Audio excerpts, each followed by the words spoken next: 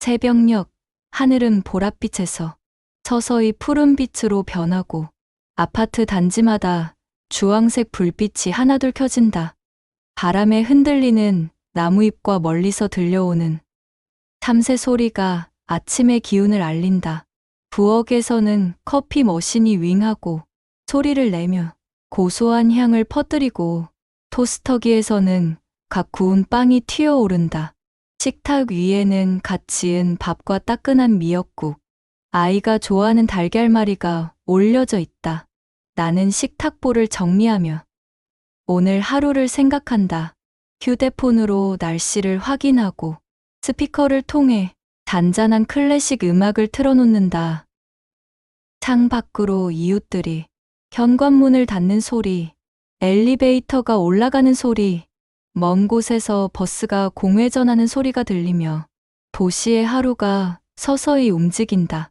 평범한 일상이 얼마나 소중한지 우리는 종종 잊는다. 매일 아침 이렇게 남편과 아이가 웃으며 떠나는 모습을 보는 게 나의 행복이었다. 하지만 행복의 뒤편에는 작은 균열이 도사리고 있었을지도 모른다. 여보, 오늘은 내가 유치원까지 데려다 줄게. 출근길에 차 막히면 힘들잖아. 커피 천천히 마셔. 그는 요즘 부쩍 나의 아침의 부산스러움을 챙겼다. 셔츠 단추를 채우며 부드러운 미소로 말을 건다. 남편의 손에는 아이의 작은 가방이 들려 있고 손목시계가 은은하게 반짝인다. 정말? 고마워요. 오늘은 여유 있게 준비하네요. 나는 커피잔을 두 손으로 감싸며 미소를 지어 보인다. 오늘도 아빠랑 같이 가는 거야? 신난다. 부스스한 머리로 눈을 비비며 방에서 나온 아이는 아빠의 품에 안긴다. 아빠는 아이를 번쩍 들어 올려 빙글빙글 돌려준다. 아이는 웃음을 터뜨리고 나는 그 모습을 바라보며 마음이 따뜻해진다. 저 작은 손을 잡고 걷는 남편의 뒷모습을 볼 때마다 이 행복이 영원할 것 같았다. 이 순간만큼은 아무것도 바꾸고 싶지 않았다. 세 사람은 현관에서 신발을 신는다. 남편은 아이에게 신발끈을 묶어주고 나는 아이의 실내화 주머니를 챙긴다. 엘리베이터 거울에 비친 가족의 모습이 밝다. 아파트 로비를 지나자 아침 햇살이 건물 사이로 부드럽게 내려오고 경비 아저씨가 미소를 지으며 좋은 하루 되세요라고 인사한다. 길을 따라 걸으며 이웃 주민들과도 짧은 인사를 나눈다. 아이는 뛰어가다 뒤돌아 나를 보고 손을 흔들고 나는 그 손을 보고 또 흔들며 응원한다. 이 평온함 속에서 흔들리지 않는 믿음을 가졌지만 인생은 늘 예고 없이 다른 길을 내주곤 한다. 오늘 하루도 잘 흘러가기를. 해가 지고 도시의 불빛이 하나둘 켜진다. 나는 어둑해진 거실에서 혼자 소파에 앉아 있다. 창문 너머 네온사인이 번쩍이고 길을 지나는 자동차의 헤드라이트가 스며들어 거실 벽에 그림자를 만든다. 식탁 위에는 남편을 위해 차려둔 반찬과 국이 미지근해지고 있다. 벽에 걸린 시계는 밤 9시를 넘어가지만 집안은 고요하다. TV에서는 예능 프로그램의 웃음소리가 흘러나오지만 나에게는 허공을 울리는 잡음일 뿐이다. 이제는 시간이 한참 지나야 그가 들어온다. 전화도 메시지도 없다. 걱정과 불안이 엄습한다. 무슨 일이 있는 걸까? 일이 많아서일까? 아니면 나는 휴대폰을 꺼내 남편에게 전화를 건다. 한참 동안 뚜뚜 호출음만 이어지고 곧바로 통화 연결음이 끊긴다. 그녀는 혹시나 하는 마음에 다시 전화를 걸지만 마찬가지다. 잠시 후 카톡 알림이 울린다. 미안해. 오늘 회식이 길어질 것 같아. 끝나면 바로 갈게. 너무 걱정하지 마. 그는 항상 미안해라고 말하지만 그 말은 점점 무게를 잃어간다. 반복되는 늦은 귀가와 핑계 속에서 의심의 씨앗이 자라나고 있었다. 남편의 사무실에는 차가운 형광등 아래 직원 몇 명이 아직 책상에 앉아 있다. 남편은 컴퓨터 모니터 사이로 휴대폰을 몰래 들여다본다. 화면에는 오늘도 만나고 싶어요 라는 메시지와 붉은 하트 이모티콘이 떠 있다. 남편은 미소를 숨기려 애쓰지만 입꼬리가 올라간다. 이상하게도 그녀를 만나면 숨이 트인다. 아내에게 미안하지만 이런 설렘을 멈출 수 없다. 두 사람을 동시에 지키고 싶다는 이기적인 생각. 하지만 거짓말은 점점 쌓여갈 뿐이다. 집에서는 부인이 다시 휴대폰을 내려놓고 잠시 눈을 감는다. TV 화면 속에서는 가족들이 함께 웃고 광고 속에서는 행복한 부부가 서로를 바라본다. 나는 깊은 숨을 내쉬며 어깨에 힘을 뺀다. 시계는 어느새 11시를 넘어가고 현관문이 살짝 열리는 소리가 들린다. 남편은 살짝 술에 취한 듯 미안해요. 일이 길어졌어요. 그는 웃으며 코트를 벗는다. 어디에서 무슨 일을 하는데 이렇게 늦는 건지. 나는 마음속 질문을 삼키며 억지 미소를 지어 보인다. 나는 잠시 그의 말을 믿기로 한다. 하지만 내 마음 한구석은 이미 준비하고 있는지도 모른다. 언젠가 마주하게 될 진실을. 따뜻한 햇살이 비추는 골목, 나무 인테리어와 커피 향이 가득한 카페에서 나는 장바구니를 내려놓고 앉는다. 이웃 아주머니가 다가와 조심스럽게 말을 건넨다. 저기, 미안한데 이런 말 어떻게 해야 할지 모르겠지만 어제 시내에서 내 남편을 봤어. 젊은 여자랑 손을 잡고 밥을 먹고 있더라. 정말요? 설마. 혹시 다른 사람이었겠죠? 우리 남편이 그럴 리 없어요. 아주머니는 의심의 한마디를 더 보탠다. 나도 그랬으면 좋겠어. 그런데 분명히 봤어. 웃으면서 걷는 모습이. 심장이 떨어져 내리는 마음에 나는 믿고 싶지 않았다. 의심은 이미 현실이 되었는지도 모른다. 젊은 여자라는 말이 귓가에서 계속 울렸다. 나는 떨리는 손으로 머그잔을 잡고 억지로 미소 지으며 카페를 나선다. 거리에는 남편과 함께 걸었던 추억의 장소들이 떠오른다. 신호등 앞에서 깊은 한숨을 내쉰다. 밤이 깊은 거실에 결혼식 영상이 무음으로 흐르고 먼지 쌓인 결혼 촛불이 놓여 있다. 나는 멍하니 창밖을 바라보다 남편이 돌아오는 소리에 몸을 돌린다. 나는 망설이듯 말한다. 오늘 앞동 아줌마를 만났어. 당신이 젊은 여자랑 시내에서 데이트하는 걸 봤다고 하더라고. 사실이야? 뭐라고? 그건 오해야. 그 젊은 애는 후배야. 회식 끝나고 잠깐 밥 먹은 것뿐이야. 나는 어이가 없는 듯 후배랑 손을 잡고 밥을 먹어? 나랑도 손을 안 잡는데? 나를 뭘로 보는 거야? 남편은 오히려 더 나를 다그친다. 왜 그렇게 과민 반응해? 미쳤어? 이웃들이 뭘 안다고. 나는 이때부터 느꼈다. 그래, 거짓말을 하는 사람의 표정은 이렇게 차갑구나. 내가 사랑했던 남자는 어디로 간 걸까? 감정이 격해지며 목소리가 높아지고 남편은 주방으로 물을 마시러 가고 나는 탁자 가장자리를 움켜쥔다. 눈물이 떨어지고 두 사람 사이에 싸늘한 침묵이 흐른다. 시간이 흐르고 서로의 관심이 무뎌질 쯤이었다. 흐린 날씨에 내 마음과 같이 변호사 사무실을 찾았다. 법률 서적이 가득하고 창밖으론 빗방울이 흐른다. 나는 코트를 벗고 상담을 받는다. 이혼을 결정하셨다면 위자료와 양육권, 재산분할 등을 정해야 합니다. 아이의 유치원 전학이 어렵다면 교육 계획도 고려해야 합니다. 아이를 상처 입히고 싶지 않아요. 하지만 제 삶도 지옥 같아요. 두 가지를 모두 지킬 수 있을까요?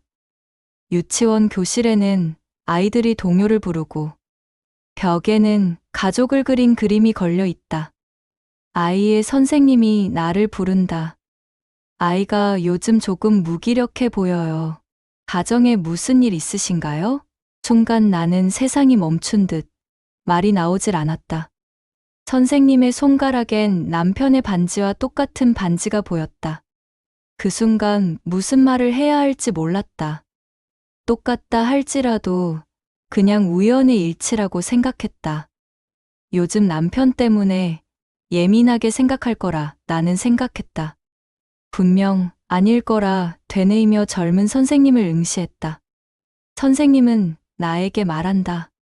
전학은 불가능하지만 우리가 도울 수 있는 부분이 있다면 말씀해 주세요. 내 감정과 아이의 안녕 사이에서 마음이 찢어진다. 이혼이라는 단어가 이렇게 무겁게 들렸던 적이 있을까? 비 오는 길에서 나는 아이와 우산을 쓰고 걷는다. 아이는 물웅덩이를 밟으며 웃지만 나는 멍한 눈으로 길을 바라본다. 그 손가락의 반지가 내 머릿속에서 지워지지 않는다. 부부 상담실에는 관엽식물과 편안한 소파가 있고 아로마 향이 퍼진다. 상담가는 두 사람에게 서로의 마음을 털어놓으라고 권한다. 서로에게 바라는 점과 다시 믿음을 쌓기 위해 필요한 것이 무엇인지 솔직하게 말해보세요. 남편은 떨리는 목소리로 저는 가족을 잃고 싶지 않아요. 다시는 그런 실수하지 않겠다고 약속해요. 남편의 신뢰를 믿지는 않지만 나는 대답한다. 나는 상처를 쉽게 잊지 못해요. 거짓말 대신 진실을 말해줬으면 좋겠어요. 주말 놀이공원의 화려한 회전목마와 솜사탕 향이 공기를 가득 채운다. 아이는 풍선을 들고 남편과 나의 손을 번갈아 잡으며 환하게 웃는다. 아이의 웃음은 나에게 가장 큰 위안이었다. 남편과 다시 웃으려 애쓰지만 마음 한편의 상처는 계속 피를 흘린다. 남편의 말이 내 귀에 들어오지 않는다. 정말 미안했어. 이제는 당신과 아이만 바라볼게. 그는 꽃다발을 건네며 다시 말을 한다. 우리도 예전처럼 돌아갈 수 있을까? 나는 영혼 없는 말을 던진다. 당신이 약속을 지킨다면 아이가 있는 한 노력해 볼게. 어느새 밤이 되었다. 나는 베란다에서 도시의 불빛을 바라보며 자신을 다독인다. 남편은 옆에서 조용히 책을 읽지만 둘 사이에는 보이지 않는 거리가 있다. 몇 주간 서로 노력하며 평온을 되찾는 듯 했지만 나의 마음속 불안은 사라지지 않았다. 어느 날 남편은 바쁘다며 내가 알지 못하는 휴대폰을 몰래 챙겨나가는 모습을 보이고 나는 그 행동을 거울로 반사된 모습으로 목격한다. 나는 남편이 씻는 사이 서랍을 뒤지다가 호텔 방의 키카드, 명품 여성향수 영수증과 반지의 영수증이 소형 선물 상자에 숨겨져 있는 것을 발견한다. 그 순간 내 머릿속에는 유치원 선생의 손가락에 끼워져 있던 모습이 스쳐 지나갔다. 심장이 쿵쾅거리고 손이 떨리지만 나는 침착하게 증거를 모으기로 결심한다. 또다시 거짓말. 남편은 변하지 않았다. 나를 미쳤다고 말하지만 사실은 그가 나를 미치게 만들고 있다. 남편은 이미 나를 버렸다. 이번에는 절대로 그냥 넘어가지 않겠다. 나는 집안에 CCTV를 설치해 남편의 귀가 시간을 기록하고 친구에게 남편의 차에 GPS 추적기를 달아달라고 부탁한다. 친구는 걱정스럽게 말하지만 나의 눈빛에서 단호함을 읽고 묵묵히 도와준다. 저녁 식사 자리에서 남편이 말한다. 오늘은 거래처 사람이랑 미팅이 있어. 늦게 들어올 것 같아. 그래요, 무리하지 말고. 겉으로는 담담히 미소 짓지만 속으로는 이미 그의 움직임을 추적할 계획을 세운다. 남편이 나간 뒤 나는 컴퓨터 화면에서 GPS 추적기에 이동 경로를 본다. 지도에 찍히는 빨간 점이 점점 도심의 한 호텔 근처로 향하자 나의 손끝은 차갑게 얼어붙는다. 모든 퍼즐 조각이 맞춰지고 있다. 이대로라면 내가 미친 사람이라는 그의 말이 거짓임을 증명할 수 있다. 이제 그가 아닌 내가 주도권을 잡을 차례다. 금요일 밤, 겨울바람이 매섭게 불어오는 가운데 나는 친구와 함께 검은 SUV에 몸을 숨기고 있다. 전방 유리에 부딪히는 빗방울이 헤드라이트에 반사되어 은빛 선을 그린다. 나는 손에 작은 캠코더를 쥐고 남편의 차를 쫓는다. 심장이 목구멍까지 차오르고 혈관을 타고 아드레날린이 솟구친다. 친구는 나를 걱정하듯이 말한다. 괜찮겠어? 지금이라도 멈출 수 있어. 아니, 끝까지 봐야 해. 내 두 눈으로 확인해야 해. 나는 어느덧 떨리는 목소리로 대답한다. 남편의 차가 번화가를 지나 외곽의 한 프렌치 레스토랑 앞에 멈춰선다. 창문 밖으로 젊은 여자가 등장한다. 그녀는 미니스커트를 입고 커다란 꽃다발을 들고 있다. 그녀를 향해 캠코더의 줌을 당겨본다. 내 손은 떨렸고 그녀의 얼굴이 화면에 비추자 내 눈은 어디를 향할지 방향을 잃었다. 여자의 손가락에 끼워있던 반지가 확신의 증거가 되었다. 남편은 차에서 내려 그녀의 손에 키스를 하고 두 사람은 레스토랑 안으로 들어간다. 식당, 꽃다발, 그리고 손등 키스. 얼마 전에 나에게 보여주었던 그 익숙한 제스처. 속이 끓어오른다. 하지만 지금은 참고 기록해야 한다. 나와 친구는 차에서 내려 주변 건물의 그림자 속에 숨는다. 나는 망원 카메라로 두 사람이 창가에 앉아 건배를 하는 모습을 촬영한다. 여전히 그녀의 손가락에 반지가 반짝인다. 젊은 여자가 남편의 넥타이를 고쳐주고 남편은 그녀의 어깨에 팔을 두른다. 그 장면을 보는 순간 나의 마음은 산산조각 난다. 친구는 나를 보더니 너 너무 떨고 있는 거 아니야? 경찰에 신고할 수는 없을까? 아직이야. 더 확실한 증거가 필요해. 식사가 끝나고 두 사람은 호텔로 향한다.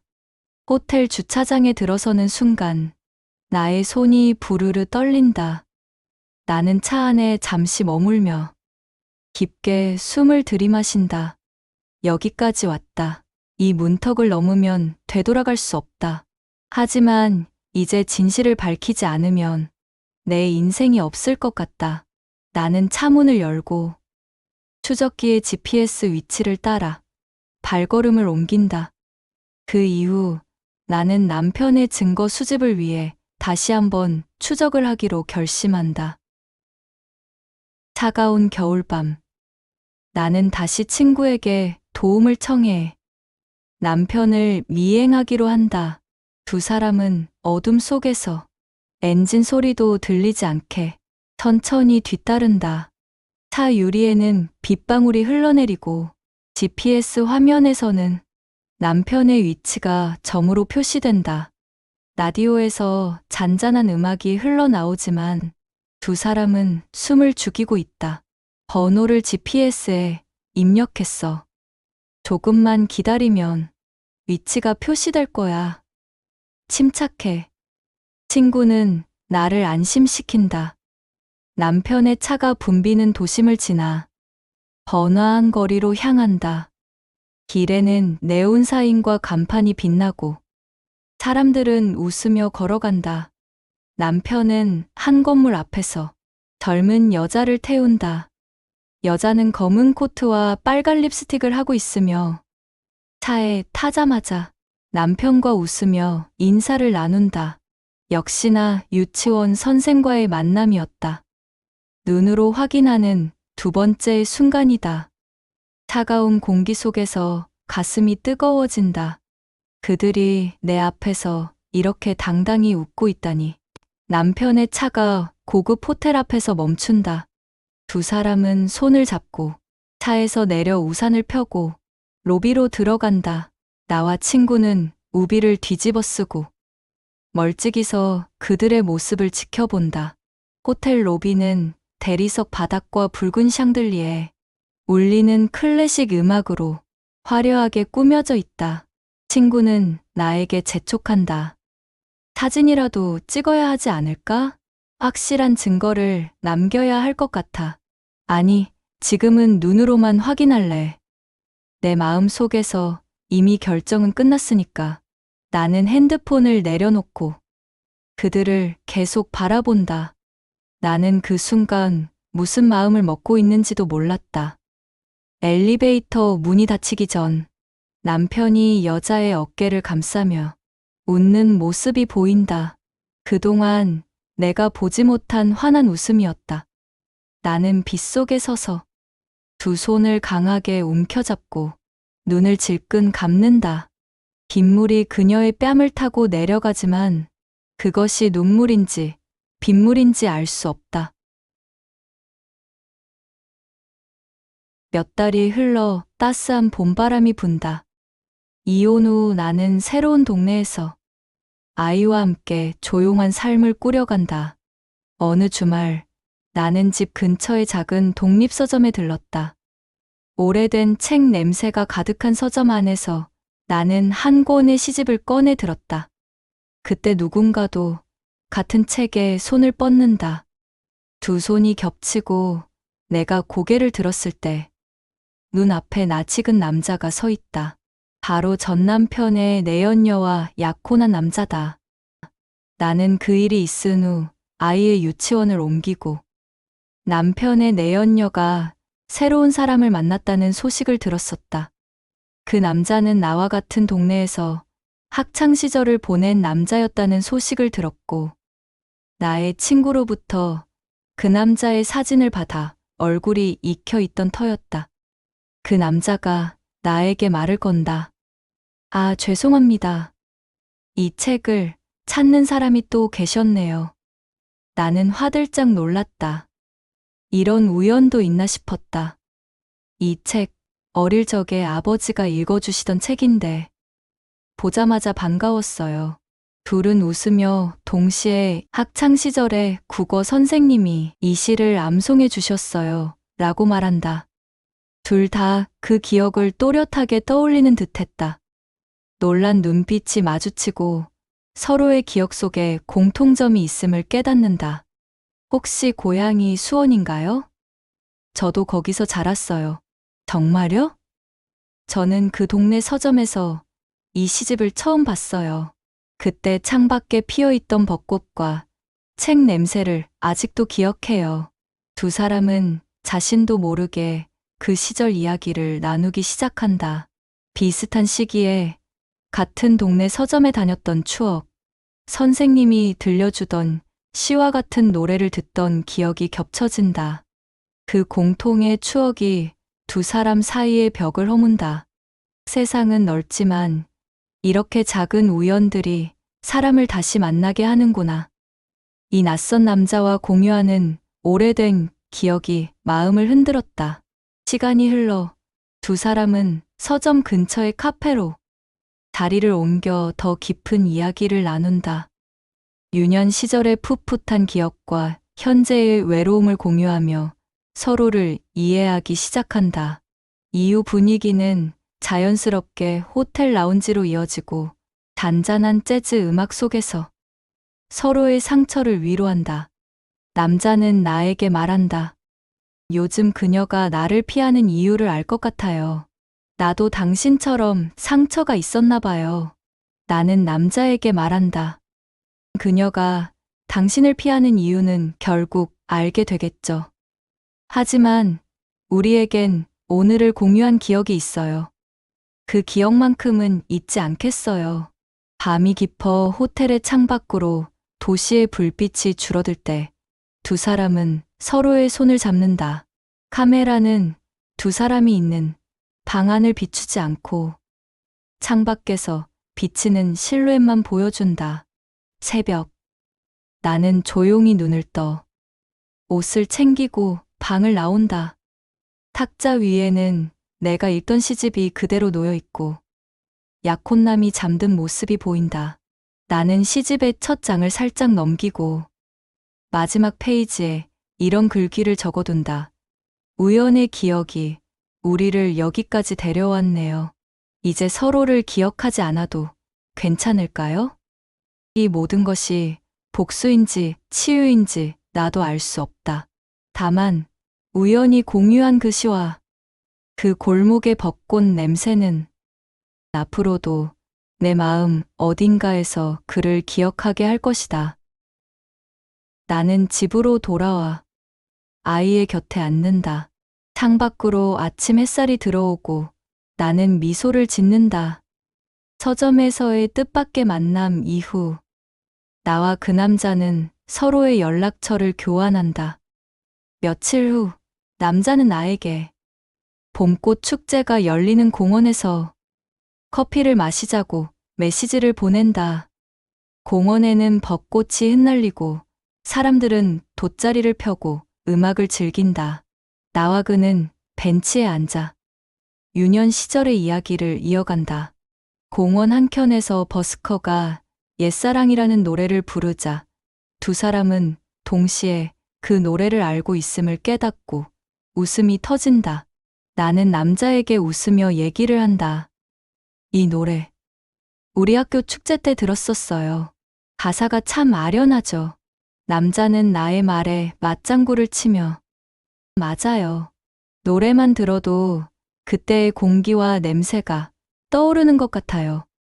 이후 둘은 공원 근처의 작은 찻집으로 옮겨 밤늦도록 대화를 나눈다.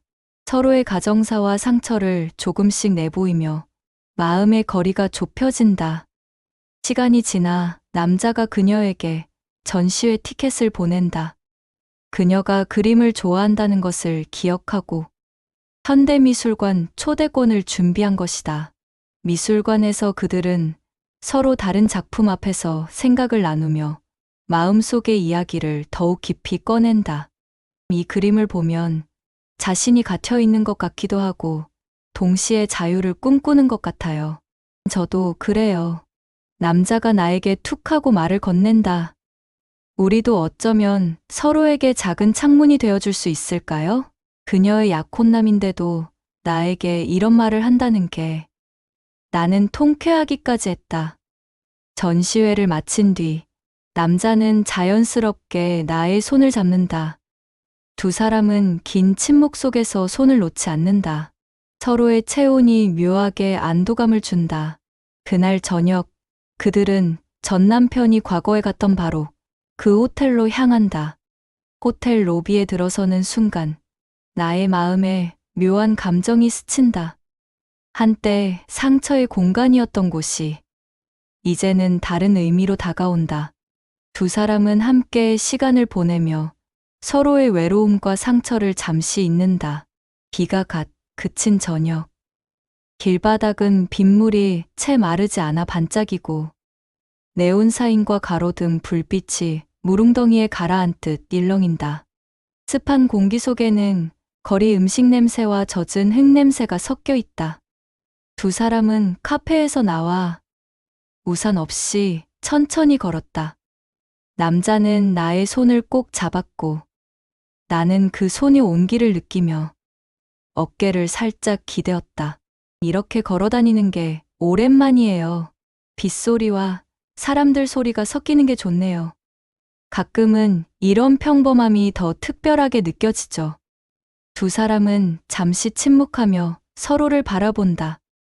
잔잔한 미소를 나눈다. 멀리서 버스가 지나가는 소리, 노점상에서 손님을 부르는 목소리, 젖은 자전거 바퀴가 노면을 가르는 소리가 배경을 채운다.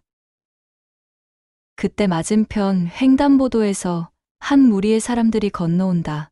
그 중에는 전 남편의 내연녀이자 남자의 약혼녀도 있었다. 그녀는 흰색 코트를 입고 친구와 웃으며 이야기를 나누다 우연히 고개를 돌렸다. 나와 남자가 손을 잡고 걷는 모습이 그녀의 눈에 들어왔다. 그녀의 표정은 곧 굳어지고 손에 들고 있던 쇼핑백이 미끄러져 바닥으로 떨어지며 물이 튄다. 거리의 사람들 몇몇이 그 소리에 고개를 돌린다. 놀라운 듯 한 걸음 멈추고 그녀는 당황한 듯 남자에게 말한다. 이게 뭐야?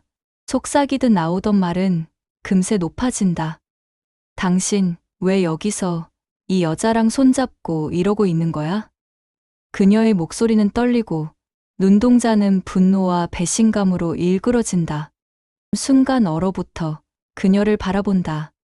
남자는 나의 손을 놓을까 말까 망설인다. 설명할게. 지금 이건 목소리가 떨리고 말끝이 흐려진다. 가슴이 철렁 내려앉는 느낌. 그녀는 순간적으로 상황을 파악하고 본능적으로 한 걸음 뒤로 물러난다. 이렇게 일찍 그녀에게 들키게 될 줄은 몰랐다. 왜 우리의 우연은 항상 이렇게 잔인하게 교차하는 걸까?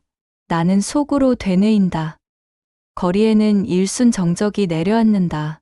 가로등 불빛이 세 사람의 그림자를 바닥에 길게 들이우고 빗물이 그 그림자를 일그러뜨린다. 지나가던 사람들이 속삭이며 상황을 살핀다.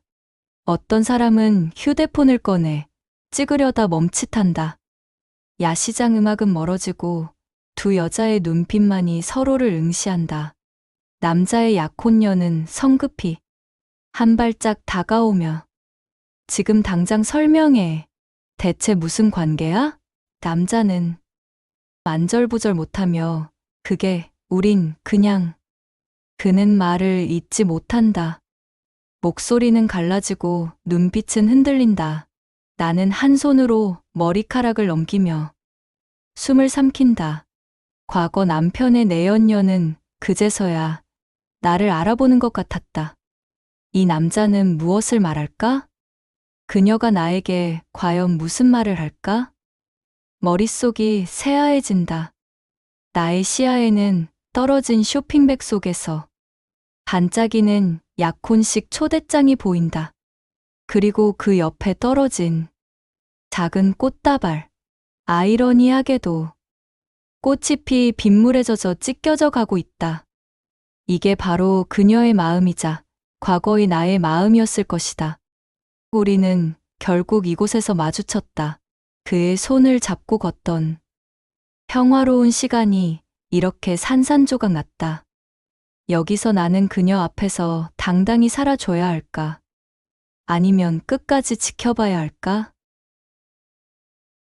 화면은 세 사람의 어깨 너머로 젖은 거리와 흐릿한 네온 사인을 비추며 천천히 멀어진다.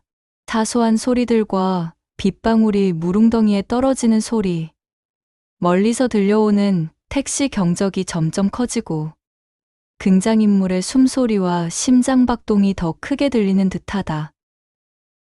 장면은 결정을 내리지 않고 멈춘다.